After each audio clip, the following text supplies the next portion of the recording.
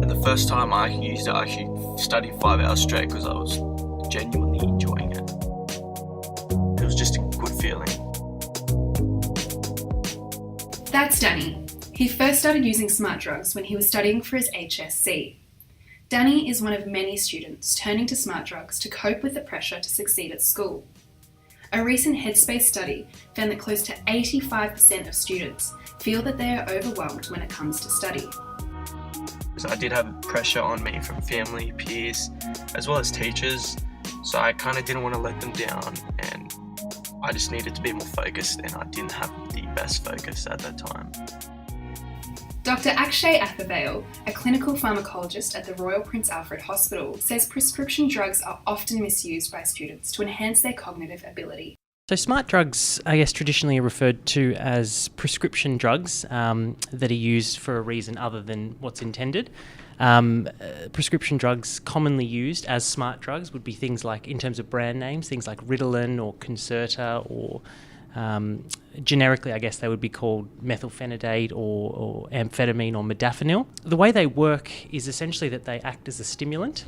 So they modulate the chemicals in the brain, the neurotransmitters, and they increase those levels in the brain and act as a stimulant in that setting. They can also improve memory to some extent and improve your retention of material. Since 2002 up until 2009, these drugs, the rate of prescriptions of these drugs have actually increased 85%, and about 30% of these drugs are not being used for their intended purpose. So a large proportion of them are being diverted for sale or for use in colleges or whatever else. I got it through a mate from school who was prescribed it. I first bought like 5, noticed it was very effective, then bought another 10.